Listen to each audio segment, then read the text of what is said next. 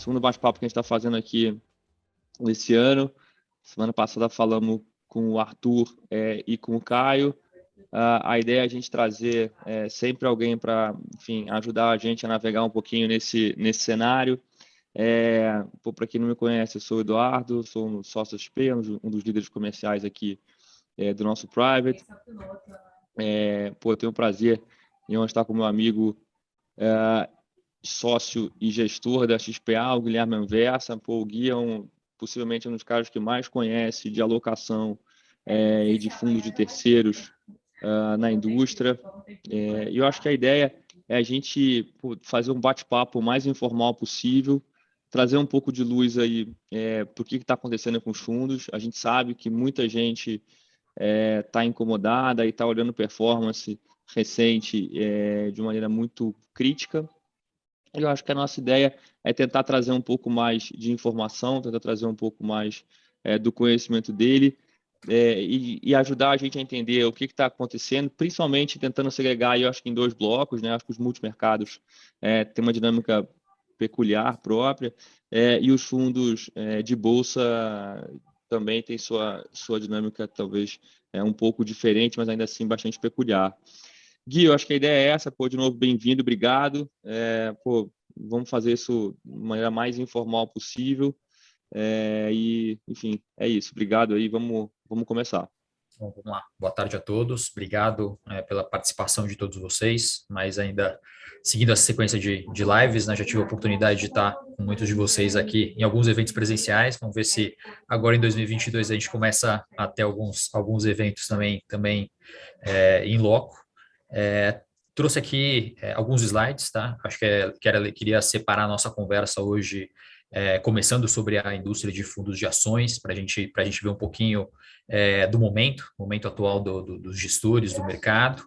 E a segunda parte a gente falar sobre fundos multimercado, sobre como essa classe ainda é interessante mesmo num patamar aí de juros mais elevados no Brasil. Então, eu vou abrir alguns slides, assim, fiquem 100% à vontade aqui, a gente está com o chat aberto para mandarem perguntas.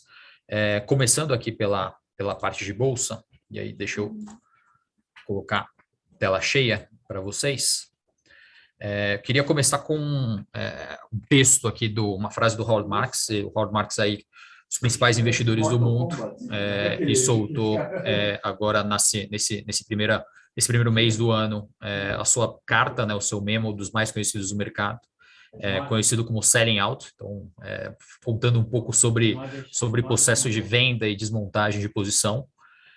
Nessa carta, ele citou essa frase aqui, que me chamou bastante atenção, que é a questão da performance dos investidores. Então, se a gente olhar o investidor regular de fundos de investimentos, ele tem um desempenho pior do que a média dos fundos mútuos.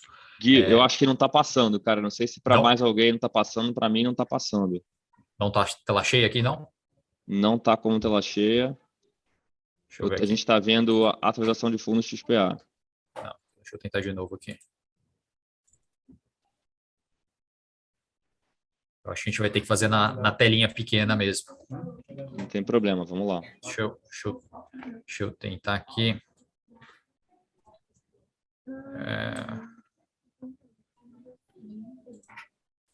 São slides. Deixa eu ver. Foi? Não.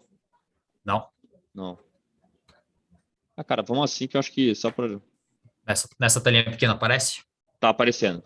Então vamos lá. Então Valeu, vamos nesse formato aqui. Começando aqui com a frase do Howard Marks. Então, investidor regular de fundos tem um desempenho pior do que a média dos fundos mútuos. E no geral isso acontece porque os fundos, os investidores tendem a vender os fundos de pior desempenho no momento que eles estão perdendo e perder recuperação potencial para investir em fundos com resultados melhores. Então, isso aqui é do que um dos principais gestores do mundo está nos dizendo sobre o que é a realidade dos investidores, não só a realidade dos investidores brasileiros, mas dos investidores globais, de como é a performance, de como é a rentabilidade de um investidor de fundos. E o nosso propósito aqui na XPA, como time, aqui junto com a turma do Private, é exatamente fazer com que os nossos investidores aqui não caiam nessa armadilha que o Howard Marks escreveu agora em janeiro, que é perder os momentos de recuperação e perder os bons retornos que os bons gestores conseguem entregar aqui no Brasil. E aí queria, começando aqui na parte de fundos de ações, queria trazer para vocês um exemplo prático disso. Tá? Aqui a gente tem um exemplo prático da performance de um fundo de investimentos, rentabilidade de 3 anos, então aqui a gente está falando de um fundo de ações, ainda não vou abrir o nome dele, mas a performance dele de janeiro de 2013 até 31 de dezembro de 2015, ele tem uma performance aí de mais ou menos 25% contra um CDI de 35%. O que o investidor pensa numa hora dessas, né? Quando ele olha a rentabilidade de um fundo, olhando 3 anos de performance, se a gente fosse voltar nesse período, era um período de Brasil em recessão, o Brasil caiu 7% no acumulado em 2 anos seguidos, um Brasil com taxas de juros elevadas, um Brasil vivendo um ambiente de transição política, seria natural o investidor nessa época, olhando a performance de um fundo que não bate o CDI, resgatar. E foi o que aconteceu com uma parte importante do passivo de investidores desse fundo. Ele teve ali mais ou menos 25% de resgates nessa janela. E eu queria fazer o exercício da gente olhar os anos seguintes, o que foi a performance desse fundo a partir de 2015. Esse fundo que eu... Gui, sem entrar no nome do fundo, obviamente, cometer a deselegância, mas é um fundo multimercado, só para dar um pouquinho o que é a cara desse cara. Esse é o fundo de ações, a gente vai falar o nome dele, mas o exercício então poxa, 3 anos de performance abaixo do CDI, ambiente político incerto, taxa de juro alta, tem um pouco de história parecida com 2022, né? 2022, eleição, juro alto, incerteza nos mercados, quem pensa e quem está olhando simplesmente o CDI, a renda fixa, investimentos mais conservadores, isso aconteceu na época, a gente viu um volume de desinvestimentos desse case que a gente vai mostrar e de outros cases tão bons quanto esse gestor de ações. Quando a gente olha a performance nos últimos 6 anos seguintes, e o fundo aqui é o Dynamo Cougar, que é um fundo que está bem na boca aí dos investidores por essa questão de uma janela de reabertura agora no mês de fevereiro, se a gente olhar nos 6 anos seguintes de performance do fundo, ele tem um retorno acumulado de 169% contra 51% de CDI e superando a Bolsa também de longe nesse período. Quando a gente alonga o horizonte, alonga aí para mais de 20 anos, a gente está falando de uma performance de mais de 19.000% e o CDI, essa linha aqui embaixo, é até difícil de visualizar, mais ou menos com um retorno acumulado de 2.000%. Essa é a armadilha, tá? Apesar de quando a gente fala em Dynamo parece ser um nome óbvio, esse nome acaba, e outros nomes tão bons quanto eles, acabam não sendo tão óbvios quando a gente passa por essa janela de maior incerteza. E essas janelas surgem, essas janelas acontecem e elas são mais constantes do que a gente imagina.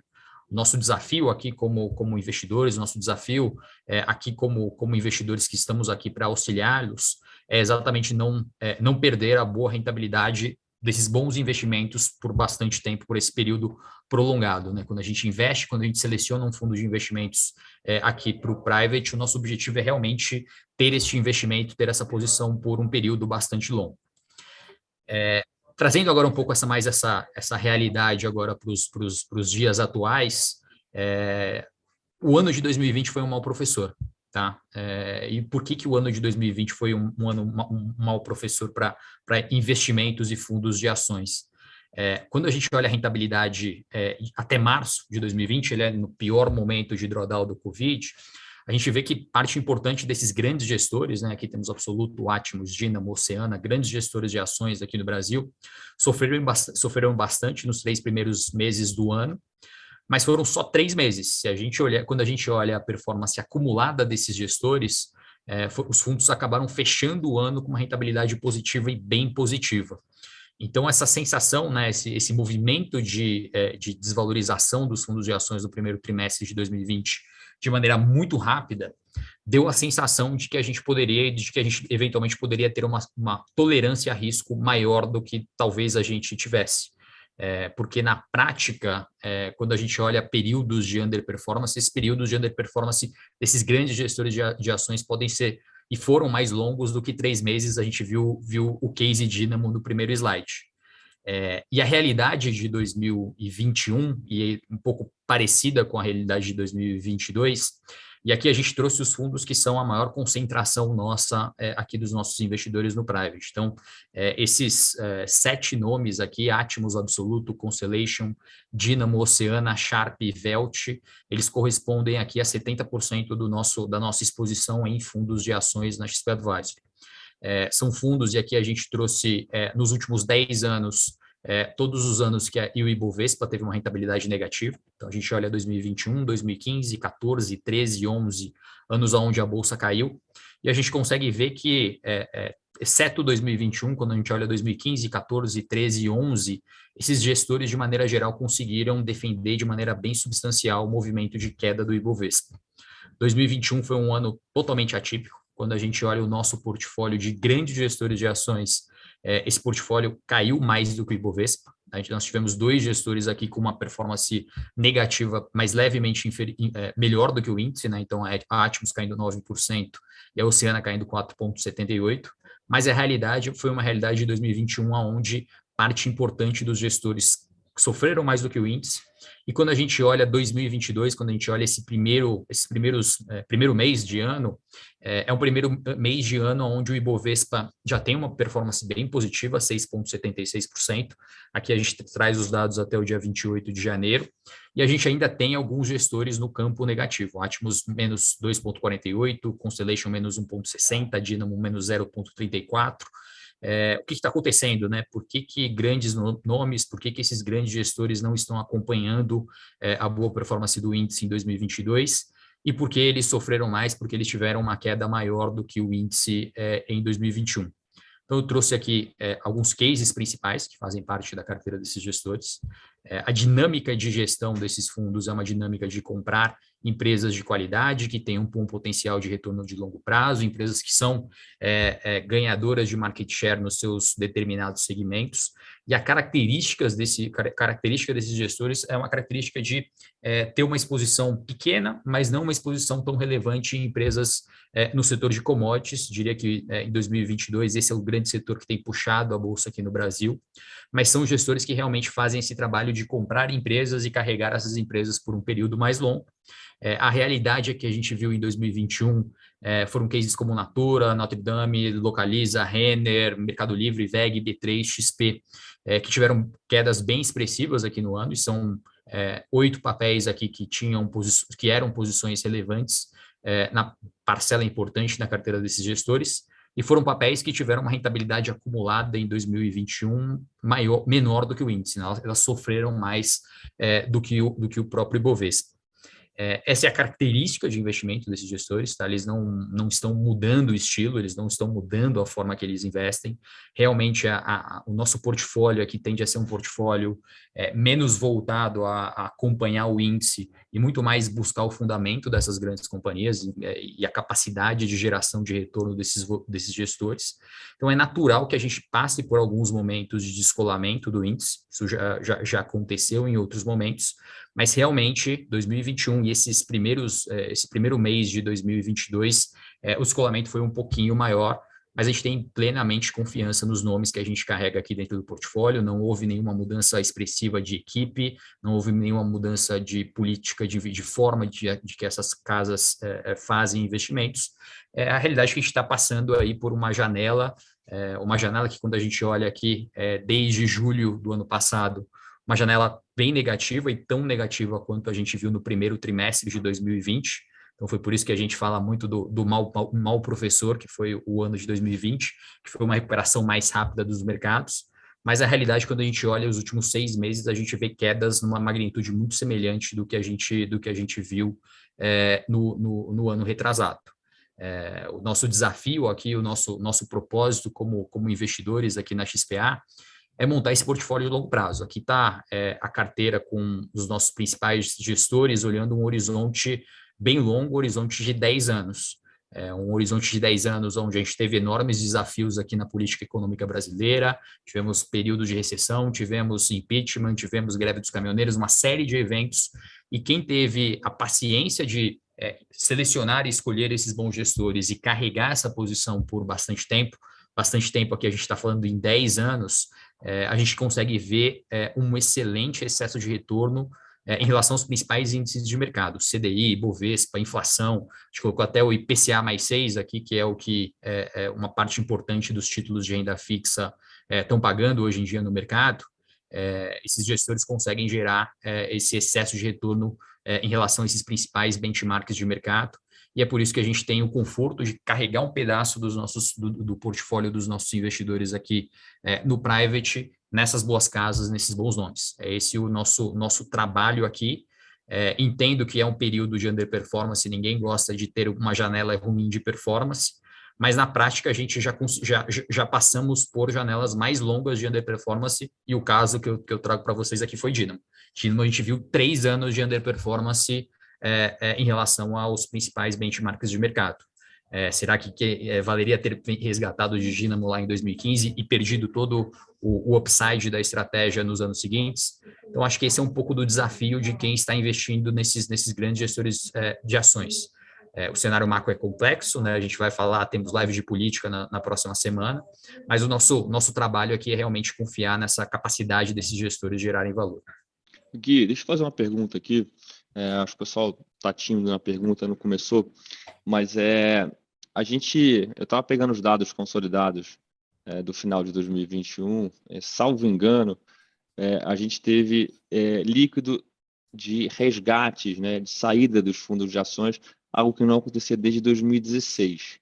Né? Então, assim, e aí, informalmente, a gente conversa com gestores, com todo mundo, e todo mundo ficou muito preocupado com isso. Né? Então, pela tua percepção, quanto disso foi impactante na underperformance de vários fundos que a gente acompanha? O fluxo atrapalha. Quando a gente vê o fluxo que a gente viu no mercado de ações do ano passado, né, um resgate importante dos investidores locais, isso impacta preço, porque são os fundos, são gestores tendo que se desfazer de alguns de papéis, né, tendo que vender a mercado para gerar liquidez. Mas o principal efeito, né, que a gente sentiu no preço das companhias estão relacionados aos fatores brasileiros, né? Foi a questão fiscal no Brasil, foi esse movimento de juro real no Brasil, né? O Brasil saiu do menor juro real do mundo, menos 5% de juro real no ano passado, agora para mais 6% de juro real. É um movimento muito grande, esse movimento foi o determinante aí no preço das companhias. Tá? Diria que esse foi o fator. E a realidade que a gente está observando agora é esse movimento, talvez no timing não tão adequado aí dos investidores, de realizar posição em grandes nomes, tá? Eu estou vendo grandes nomes, mesmo fundos bem consolidados, sofrendo com resgates, por uma migração bem significativa para a renda fixa. Não é que a gente não acredite que ache que esse movimento é inadequado, mas simplesmente apertar o botão e sair, zerar a posição de grandes nomes de ações não nos parece a melhor geração de performance para quem tem perfil para carregar essa posição por 10 anos. A gente viu nos números ali que quem teve essa paciência de selecionar e segurar esses bons nomes por bastante tempo conseguem ter uma boa performance acumulada. E aí eu faço uma provocação, que não me entendam mal, mas eu acho que é uma provocação sadia, que como a gente veio de um período muito bom de bolsa, acho que todo mundo calibrou o seu risco pessoal, talvez para um patamar ancorado no bull market, né? E aí quando a gente olha que o mercado mudou, né? E aí, enfim, o padrão de vol mudou, a gente veio de muito tempo de vol muito baixa, então a vol subindo, né? E aí esse investidor tendo que olhar, opa, peraí, talvez eu não tenha tanto apetite de risco assim quanto eu achava que eu tinha, e aí teve que calibrar na posição e talvez sair como o Howard Marks falou, né, no pior momento possível. Então, assim, acho que isso vale sempre a gente revisitar e calibrar o quanto que a posição de risco comporta naquele investimento e saber que a vol que a gente está tendo, que pode estar mais baixa do que o normal, eventualmente vai voltar e convergir para a sua média histórica, que faz algum sentido, né? E esse teu ponto do calibrar o tamanho é essencial. É saber, poxa, eu vou ter aqui 20% do meu portfólio nesses grandes nomes e eu vou carregar por 5 anos. Eu não vou não tentar operar cenário macroeconômico do Brasil. Quem tentou em 2015 olhar o cenário macroeconômico do Brasil para investir na Dynamo, na Atmos, não teria investido, porque era um ambiente super incerto na política econômica, juros elevados, uma enorme incerteza fiscal, termos que eu estou usando aqui que são muito semelhantes aos termos de 2022. Então, quem olha para macro para escolher um grande gestor no Brasil não vai acabar não investindo. E que, obviamente, é natural, né? Já veio uma pergunta para renda fixa, né? Pergunta do Arthur Arraes perguntando de renda fixa.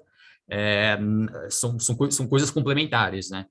A parte de renda fixa tem oportunidades, a gente tem feito algumas coisas bem interessantes no universo de crédito privado, com alguns nomes, né? Buscar créditos, buscar fundos abrindo um pouco mão de liquidez, saindo um pouco desses nomes mais líquidos, liquidez um dia, uma semana, 20 dias, para buscar fundos com uma liquidez um pouquinho mais longa, 60, 90, um crédito um pouquinho mais estruturado. Tem prêmios interessantes para essa classe de ativo, mas não é simplesmente você zerar a exposição de ações e migrar todo o portfólio para um portfólio de renda fixa, né? Acho que talvez esse que seja o movimento mais prejudicial para o investidor. Você pega ou pego essa? Pega aqui, não, eu falo aqui também tá do bom. que a gente está falando, tá, Arthur? Vou falar aqui, Arthur, do que a gente tem feito aqui nos nossos portfólios na XPA.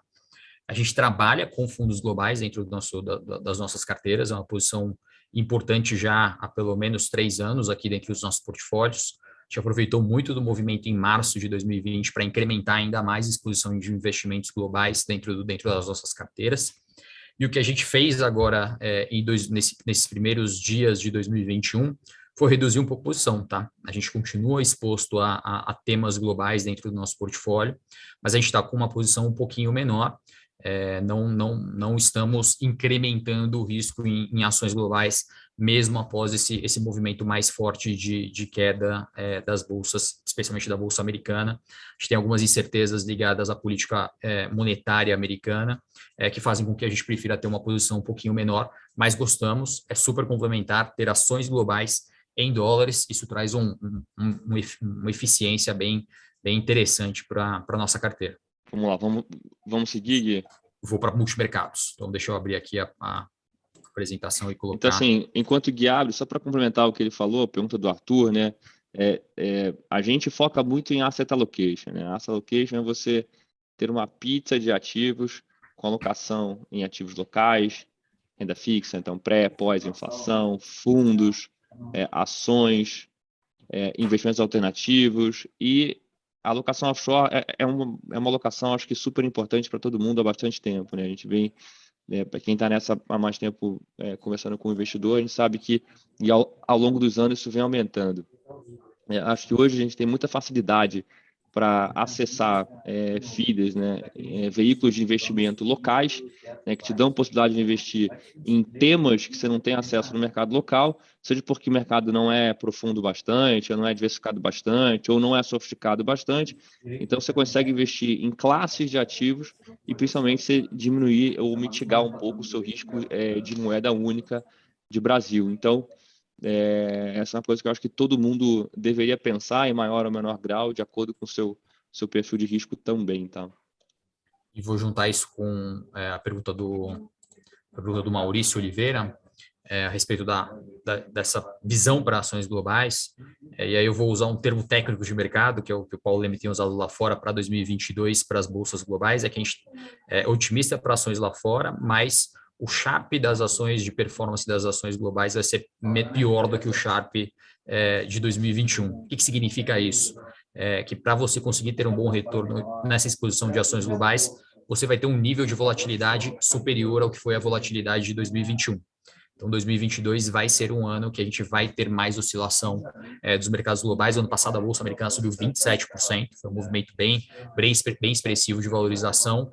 2022 não deve ser na mesma magnitude, a gente deve sentir um movimento mais forte de oscilação aí da performance internacional, mas a gente é investidor de longo prazo, né? Então a nossa lógica aqui é continuar com essa exposição, uma exposição menor do que a gente tinha no passado, mas vamos continuar com essa exposição. Tem vários temas que a gente não consegue acessar aqui no Brasil investindo lá fora e que trazem um benefício bem interessante para os próximos anos, né? Você pegar tendências tecnológicas, tendências na parte de saúde, então tem muito tema interessante que você consegue investir lá fora que a gente não consegue investir selecionando e investindo na bolsa aqui no Brasil. Deixa eu ir para a segunda parte, então. Vou colocar aqui agora a parte de multimercados. Vou passando nessa telinha menor aqui também. E aqui é uma pergunta que eu ouço, né, e recebo bastante, né, dos investidores, né, poxa, o meu fundo aqui, pô, os multimercados são maus, os multimercados não estão ganhando dinheiro, o multimercado está abaixo de CDI. E a primeira pergunta que eu faço, né, qual multimercado, né, qual classe, né, a gente acaba generalizando, às vezes, um grande gestor, um grande fundo que talvez não passe por uma janela boa de mercado, mas a realidade da indústria de fundos multimercados do Brasil é essa. São essas várias corzinhas diferentes aqui, são diferentes classes de fundos multimercados. Meses que a gente vai ver, como em fevereiro do ano passado, que os fundos multimercados macro vão subir 1% e os fundos long biased vão cair 1,5%. Vão ter meses aqui que nenhum fundo vai superar o CDI. Então, tem uma diversificação e tem estilos muito diferentes na indústria de fundos multimercados macro aqui do Brasil. E o nosso trabalho aqui, como quem monta portfólios aqui para os nossos clientes no Private da XPA, é encontrar a melhor combinação de gestores de fundos multimercados para uma carteira bem equilibrada. Tá? Eu acho que esse é o grande desafio, eu acho que esse é o que está um pouco por trás do que a gente conseguiu entregar de desempenho histórico de performance aqui na XPA. A gente não concentra, a nossa lógica é trabalhar com uma carteira ali que vai ter entre 8 a 12 gestores, posições de 5 a 10%, não ter posições muito concentradas em nenhum gestor, por melhor que seja. Nosso propósito aqui é realmente buscar um portfólio equilibrado nas mais diferentes classes, e aqui é mais ou menos como foi a nossa evolução de exposição nesses últimos 8 anos aqui de XPA. Nesses 8 anos, a gente foi cada vez mais trazendo mais sofisticação para a carteira dos nossos clientes. Em 2016, a gente tinha uma carteira que era muito concentrada em temas mais macro, né, gestores que olham o cenário macroeconômico para tomada de decisão, e a gente foi, ao longo do tempo, incrementando essa exposição em diferentes estratégias. Hoje, a gente tem o nosso portfólio aqui 5% em hedge funds globais. A gente falou de fundos mútuos, né, fundos de ações, mas a gente tem uma indústria bem legal de grandes nomes de fundos multimercados internacionais que são de fácil acesso aqui no Brasil. Então, a gente tem um pedaço da carteira para esse tipo de tese. A gente dedica 10% do nosso portfólio para novas assets. Então, a gente tem uma indústria aqui no Brasil super rica, pessoas que passaram por diferentes experiências em tesourarias, em grandes bancos, em grandes instituições. Então, a gente dedica um pedaço da nossa carteira para novos fundos. A gente tem os fundos descorrelacionados, que são os fundos quantitativos, fundos de arbitragem, que trazem uma diversificação muito importante para o nosso portfólio, principalmente quando a gente passa por momentos de mais turbulência aqui no Brasil. A gente tem os fundos Total Return, e aqui tem os fundos Long Short, Neutro, fundos Long Biased, fundos que têm essa característica de conseguir gerar valor operando o mercado de ações aqui no Brasil. E hoje, né, a gente fez um movimento agora em 2022, quando a gente compara com 2021, de voltar a dar um peso maior para temas mais macros, né, para trabalhar com gestores macros dentro do nosso portfólio. A gente acha que tem uma tese muito interessante para ser explorada nesse ano, que é a tese de juros mais elevados nas economias globais. E para capturar esse movimento de juros mais elevados nas economias globais, Estados Unidos, mercados desenvolvidos de maneira geral e até alguns mercados emergentes ainda que não fizeram um movimento de ajuste de juros, para a gente o melhor caminho para conseguir capturar esse movimento está aqui através dessa exposição nos fundos multimercados macro. Por isso a gente fez um movimento de incrementar a posição que a gente tinha em 2021 nessa classe. Então estamos com 40% do portfólio em nomes ligados a esse tema, mais uma carteira que tem 60% em diferentes temas, e aqui está mais ou menos a abertura de nomes aí que compõem e que são importantes dentro da nossa composição. Então, aqui a gente tem SPX, Capital, Vinland, Verde, como nomes multimercados macro tradicionais. A gente tem os descorrelacionados aqui, Absolute, Giant, Kadima, Ventor, Vector, né, Canvas Vector como opções descorrelacionados. Temos os hedge funds globais, Nordea, BlackRock, Sistemática, como uma diversificação interessante global. Temos alguns fundos Total Return que sofreram no ano passado, tá? Se a gente olhar o último semestre, Drux, Sharp, tiveram uma janela de underperformance ali, também foram bem prejudicados por esse movimento negativo para empresas de qualidade aqui no Brasil, Vista, IP. Então, é um portfólio bem diversificado de nomes. Obviamente, a gente não investe todos esses nomes num único fundo. A gente acaba escolhendo ali 3, 4 nomes de cada uma dessas estratégias para compor um portfólio dos nossos investidores. E aqui é um pouco do desempenho disso ao longo do tempo, e do porquê que a gente acha essa combinação de multimercados traz essa diversificação que eu comentei com vocês, né? Poder ter a oportunidade de acessar gestores que estão operando juros internacionalmente, trabalhar com estratégias quantitativas diversificadas, né? Traz essa diversificação para o portfólio, mas traz uma diversificação com performance, traz com retorno. Então, aqui a gente tem um pouco do histórico dos nossos fundos aqui que a gente utiliza para os nossos investidores no private. O XPA Multimercado é um fundo que tem mais ou menos 6 anos. Esse ano sobe 1,13%, aqui até o dia 28. Tem um bom excesso do CDI aí nas mais diferentes janelas do tempo. E desde o início tem um retorno acumulado de CDI mais 3,11%. A gente tem uma estratégia de novas assets ali, onde a gente investe em Capstone, a gente investe em Asset 1, onde a gente investe em Genoa, que está com retorno acumulado no ano também legal, né, 2,22%. E desde o início da estratégia, uma estratégia que tem mais ou menos 5 anos, sobe CDI mais 3,84%. Esse é o retorno anualizado dessa estratégia. Então, a gente acha que a composição de fundos multimercados tem sim seu valor. Não é uma construção fácil, né? Como eu mostrei para vocês nesse primeiro slide, cada gestor tem um estilo específico. O desafio nosso aqui na construção do portfólio para vocês é realmente compor nessas diferentes estratégias, compor em fundos que tenham uma baixa correlação, para a gente chegar aqui e olhar esse histórico, olhar essa performance acumulada e ver que é uma estratégia que sim adiciona valor na carteira dos nossos clientes aqui na XPA. Então, acho que essa era a primeira parte aqui, a segunda parte aqui do que eu queria passar para vocês de multimercados. Cara, pegando um pouco do gancho do que aconteceu com os FIAs, acho que os multimercados também tiveram uma performance difícil e sofreram muito resgate, né? Acho que até teve uma pergunta de alguém, eu acho que foi feita agora, ou se foi feita da outra vez, que assim, o investidor médio sempre teve muito tempo acostumado, né, a aquele famoso 1% ao mês, né? E a gente ficou muito tempo sem isso e agora a gente tem de novo, né? Vendo a gente tem bem por volta de PCA mais 5,5, esse pré entre 11 e 11,5, né? E se olhar para o crédito privado, né, tem um bônus em cima disso. E aí eu acho que muita gente se pergunta, né? E aí? Mantenho minha alocação multimercado, diminuo minha alocação multimercado, pondero, vou mais para a renda fixa, cara. Como é que você está vendo, Gui, isso aí?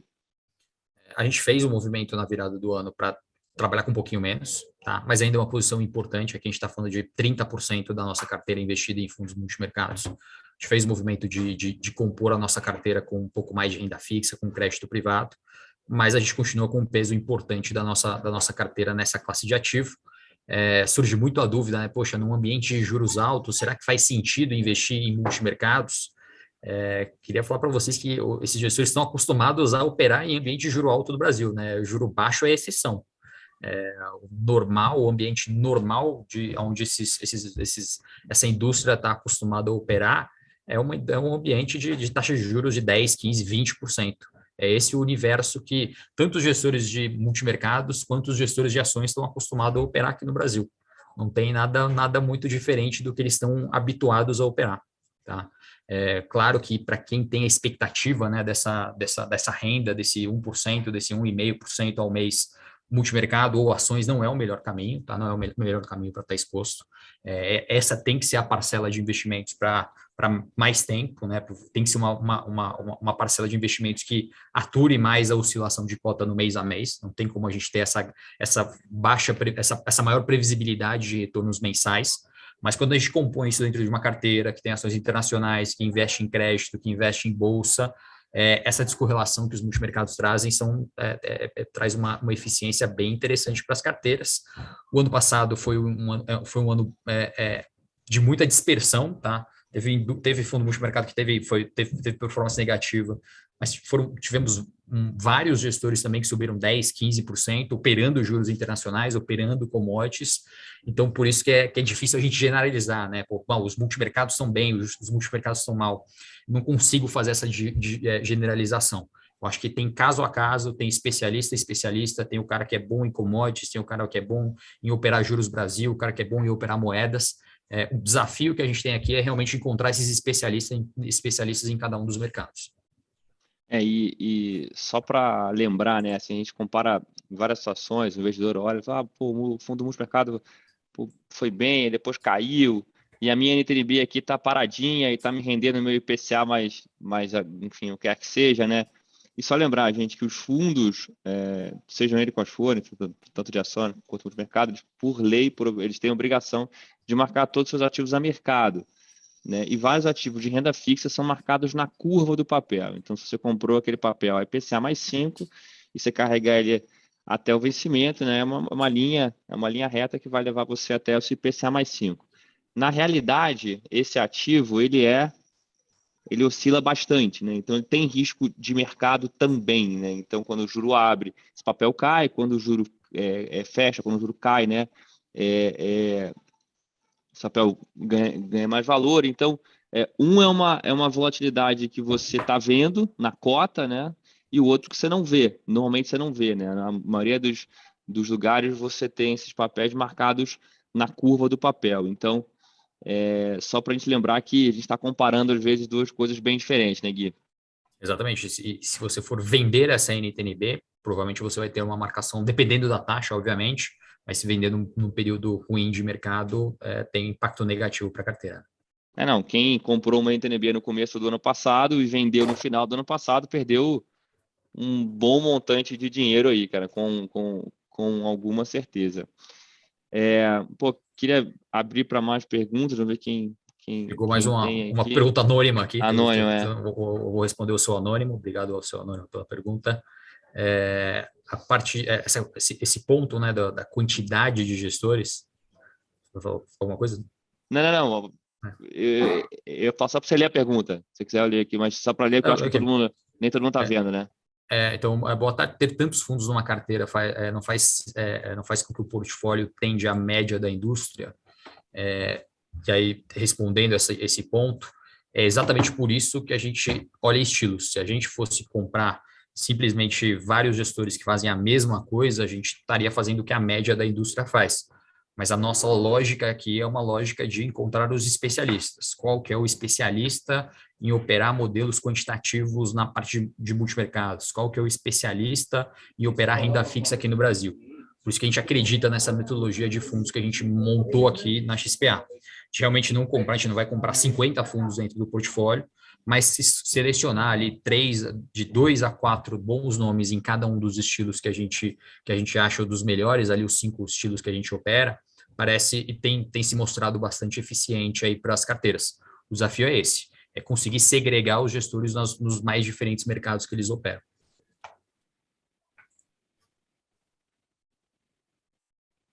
Deixa eu responder aqui para o nosso amigo Fernando, que fez uma pergunta. Obrigado, Fernando, um abraço para você.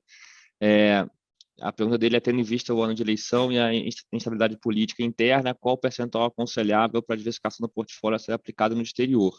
E se aconselha a aplicação no mercado chinês? Só pegar aqui, dar meus 2 centavos de opinião sobre isso.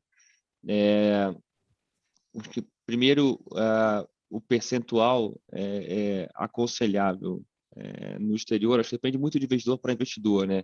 Diria que a gente vê aí, eu acho que a média dos investidores tem alguma coisa, pensando no patrimônio como um todo, tá? Não só nos seus fundos locais, mas alguma coisa por volta de 20%, quem tem, né?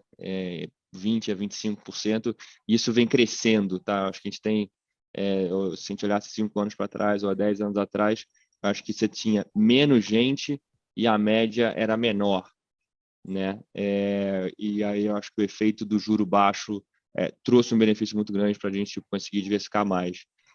E se a gente aconselha a aplicação no mercado chinês? Sim, a gente gosta e gosta bastante, eu acho que é uma força motriz do mundo, né? A discussão já não é mais a discussão de se a China vai passar os Estados Unidos aí em termos de PIB, é muito mais questão de quando, e cada vez mais como um hub central rivalizando com os Estados Unidos. Então, é onde vem crescimento, a gente viu isso. Também não dá para ficar fora dos Estados Unidos, né? Então, acho que ter um portfólio diversificado, inclusive lá fora, é super importante, né, Gui? Exato. E são duas teses que a gente tem aqui. Então, a gente tem um pedaço da nossa carteira que segue em ações internacionais, em Estados Unidos, mas um tamanho menor do que a gente tinha em 2021. E temos aqui a tese China também, temos um pedaço da nossa carteira aqui dedicada num veículo específico, com pessoas na China, né, fazendo a escolha desses ativos, né, olhando empresa a empresa, quais vão fazer parte do portfólio. A gente acha que é importante ter esse investidor, esse gestor em loco ali, fazendo essa gestão ativa dos papéis. A gente tem um peso menor, né, é uma classe de ativo que tem uma volatilidade do mesmo nível, até um pouquinho maior do que o próprio Ibovespa aqui no Brasil, tem janelas de quedas bem expressivas, por isso que a gente calibra num peso menor do que a gente tem, por exemplo, nos Estados Unidos, nas economias desenvolvidas. Gui, eu vou aproveitar aqui então, cara, eu vou lançar algumas perguntas para você. A gente, muita gente sempre criticou, né, que a correlação dos fundos, aí falando, olhando mais para os multimercados, né, os fundos têm uma correlação muito alta entre si, e em momentos do mercado mais estressados, todo mundo converge para quase um aí de correlação e eles andam muito juntos, tá? E aí eu acho que 2021 foi um ano super atípico, né? Porque a gente conseguiu ver as grandes casas de multimercado, talvez os fundos mais famosos historicamente, né? Pega assim, os mais antigos como SPX e Verde, tiveram performances completamente díspares, né? Talvez tenha sido um ótimo exemplo do benefício da diversificação que a gente fala tanto, né? Exatamente. O que a história da indústria de fundos multimercados aqui, se a gente fosse olhar 10 anos atrás, quando você também estava na indústria, na parte de multimercados, Edu, era uma indústria que era bem mais correlacionada, né? Tinha pouca opção, a quantidade de gestores era uma indústria bem menor. Na época, se tinha um dos gestores mais que continua existindo, né, que é a Absolute, que é um dos gestores mais que continua tendo esse papel de descorrelação na carteira dos investidores. Mas a realidade é que quando eu olhava lá em 2012 para alocar, era Absolute onde você estava e mais 6, 7 casas que tinham essa diversificação. Uma realidade completamente diferente em 2022. 2022 tem, obviamente, uma concentração maior da indústria em temas mais ligados ao macro, mas hoje você consegue montar um investidor pegando esses especialistas, né? A Absolute é um case ali de arbitragem, eventos e arbitragens no mercado de ações do Brasil e lá fora, operam um nicho específico com muita consistência, totalmente descorrelacionados do mercado. A gente tem cases como a Giant Steps aqui, que são completamente descorrelacionados também aos eventos aqui do Brasil. Eles até acabam outperformando o mercado quando a gente tem eventos de estresse na economia local. Então, a parte boa hoje, quando eu olho o desenvolvimento da indústria nesses últimos 10 anos, é que hoje dá para diversificar. Dá trabalho, é difícil, realmente compor e olhar qual que é a expertise de cada um desses gestores não é uma tarefa fácil, mas a boa notícia é que hoje sim a gente consegue montar um portfólio de fundos multimercados com uma baixa correlação entre eles. E aí voltando à pergunta anterior lá do nosso amigo anônimo, que isso talvez explique por que a gente tem o número de fundos na carteira seja maior do que você esperaria para um portfólio concentrado, só que para cada estratégia você tem um mini portfólio mais concentrado. Então, seja dos descorrelacionados, seja dos macros, seja dos long buys e por aí vai, né? Eu tenho um slide aqui, eu vou botar um último slide aqui para mostrar, que eu acho que é legal, que mostra isso, que mostra um pouco desse efeito dos multimercados em algumas janelas. Que a gente vai ver o desempenho. Eu queria mostrar o Cadima em alguns momentos de estresse de mercado. Aqui. Cadima, para quem não conhece, tocado pelo Sérgio Blanc, uma casa lá do Rio, talvez um dos caras mais antigos a usar modelos quantitativos aí para auxiliar na gestão dos fundos. Esse slide eu acho super legal aqui sobre Cadima, que a gente olha a performance do fundo. Eu não vou pôr em tela cheia, porque não sei por que o Zoom não está deixando, mas aqui a gente consegue ver a performance, principalmente se a gente pegar os eventos mais recentes, né, alguns que estão na nossa memória. Greve dos caminhoneiros, a bolsa caiu 1,51, o fundo subiu 1,97 nesse período. Joesley Day, o famoso Joesley Day, a bolsa caiu 4,12, CDI de 0,93 e o fundo subiu quase 5%. Então, é essa combinação aqui em eventos de crise que traz esse benefício de diversificação nos multimercados. Acho que aqui a gente consegue ver na prática como esses temas conseguem outperformar em ambientes de mais incerteza. E por isso que a gente tem 30% do nosso portfólio em casas em temas como esse. Não, e aí acho que mostra também essa pergunta de, mas vai ser um ano de eleição, né? No Brasil não precisa ser só ano de eleição para ser um ano de vol, né? Então, pô, foi greve dos caminhoneiros, foi impeachment da Dilma, aí foi, pô, Joesley Day, aí de novo greve dos caminhoneiros, enfim, então todo ano praticamente tem uma surpresinha, né? Exato. Então, às vezes a gente acha que vai ser um ano tranquilo e acontece algum evento, a certeza aqui que a gente tem no Brasil é que a gente vai ter alguma vol, né? Vai ter algum evento que vai chacoalhar o nosso mercado local. O desafio é esse, ter esse sangue frio, ter um pedaço, né? Ter um tamanho adequado no seu patrimônio dedicado a esse tipo de estratégia. Eu acho que o grande desafio que a gente tem aqui, temos todos nós aqui como investidores, é realmente calibrar o tamanho. Qual que é o tamanho de exposição que o meu patrimônio pode ter nesse tipo de classe de ativo? Gui, assim, só para a gente ir encaminhando para o final, quem tiver mais perguntas, por favor, as faça, mas sem querer entrar em nomes para não ser deselegante, mas algumas casas grandes que a gente conhece e está acostumado a investir, enfim, vários clientes não sabem que investem e gostam, sofreram resgates muito, muito pesados, né? Você podia comentar um pouco sobre isso, cara? Qual é o impacto que isso está tendo na gestão? Enfim, você acha que isso a gente tentando se colocar um pouco no lado do investidor, né? Que tem aquele fundo, ele vê o pé do fundo lá muito grande, cair bastante. O que você acha que ele deve fazer? Enfim, dado que não teve nenhuma mudança no gestor principal, na estrutura, no time, enfim.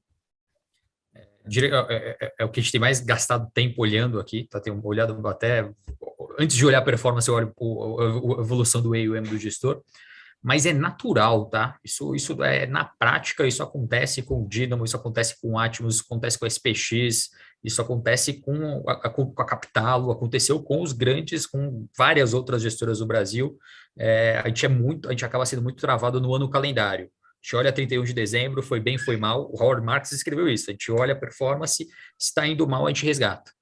E é natural, tá? Já fiz conta para isso dessas grandes gestoras, quando elas fecham um ano calendário com uma performance abaixo do CDI ou uma performance negativa, elas têm entre 20% a 40% de resgate do seu passivo. Tá? Então é normal, eu falo isso, não deveria ser normal, tá? Isso acaba sendo prejudicial para o investidor, mas é normal aqui no Brasil uma gestora ter, após um ano de performance, mais ou menos de 20% a 40% do seu EUM de resgates. Tá? Eu falo isso sabendo que boa parte dos investidores estão deixando dinheiro na mesa. Do outro lado, nós aqui, como investidores profissionais, a gente está aproveitando para garantir algum capacity em estratégias que há algum tempo atrás estavam fechados para o mercado. Enquanto os investidores estão resgatando, a gente está negociando alguns capacities a mais aqui para os nossos clientes aqui. Boa. Acho que não temos mais perguntas. Só lembrar, semana que vem vamos bater um papo com o Richard Beck, né, o nosso head de análise política, toca um time super, super competente, talvez um dos caras que mais entenda e mais monitore política do Brasil. Vai ser na terça-feira, às 5 horas também. Aqui a gente depois circula. Gui, queria te agradecer de novo imensamente, cara. É sempre um prazer estar com você trazer essas informações para a gente, deixar para você, para sua conclusão final aí. Obrigado e até a próxima. E todo mundo, muito obrigado, pessoal. Legal, foi um prazer, tá? Estamos 100% à disposição para trocar ideia, para ouvir vocês. Realmente importante aqui a gente deixar muito claro o que a gente está fazendo aqui na XPA para vocês. E eu acho que a gente tem um trabalho aí bem longo que eu acho que o resultado é um pouco resultado desse nosso trabalho diário aqui de construção de portfólio. Estamos 100% à disposição aqui para qualquer dúvida, mundo de ações internacionais, multimercado, crédito, contem com a gente aqui. E até eu fazer só um última parte aqui, Gui. Às vezes o cliente quer conversar com o gestor ou com o analista da própria asset, e a gente tem uma relação muito, muito próxima com praticamente todas as casas que a gente investe, até acho que a gente não investe, né? A gente falou aqui de algumas, e falou algumas que tem relação pessoal com vários deles. Então, assim, se você tiver interesse, tenho fundo XYZ, queria bater um papo com o gestor, ele nunca vai me receber. Cara, a gente consegue botar você para falar com o pessoal de relações com investidores, com a turma do comercial, enfim. Então, procura a gente, pode me procurar o Gui, procurar seu banco de relacionamento, que a gente vai ter todo o prazer de tentar colocar de pé. Se não conseguir, a gente vai fazer o máximo possível para chegar perto.